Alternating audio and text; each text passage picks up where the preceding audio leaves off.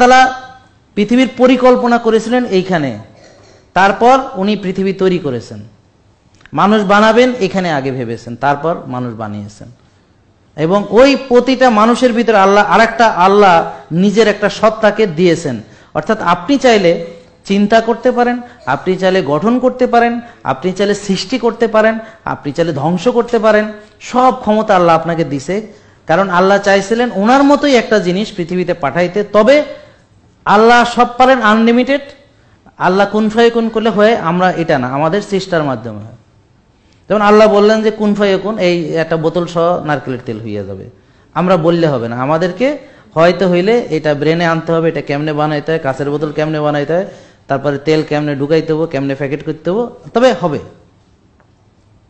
কিন্তু আগে ভাবতে হবে যে আমার এটা দরকার বা আমি এটা চাই। তাহলে আল্লাহ রিজিক দেন, আপনি রিজিক দিতে পারবেন কিভাবে? যে আমার এখানে 361 বা 65 জন কর্মচারী আছে, তাদের প্রতিটা পরিবারের জন্য একজন রিজিক দাতা তিনি, এবং আমরা এটার কর্মসংস্থানের ব্যবস্থা করতে পেরেছি। আল্লাহ আমাদের মাধ্যমে তাদেরকে রিজিক দিচ্ছেন।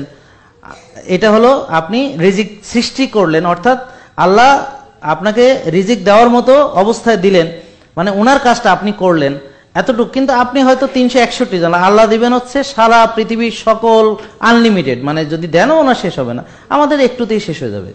মানে সবকিছু আমাদের আছে লিমিটে, আল্লাহর কাছে আছে আনলিমিটেড। পার্থক্য হচ্ছে এখানে স্রষ্টার সঙ্গে সৃষ্টির পার্থক্য হচ্ছে, সৃষ্টির ভিতরে স্রষ্টা তার সকল গুণ দিয়েছেন, সকল গুণ আল্লাহ দিয়েছেন, কিন্তু আল্লাহর এটা আনলিমিটেড, আপনারটা লিমিটেড। قول على الله بغير علم فوق الشرك بالله عز وجل، لأنه سبب الشرك بالله.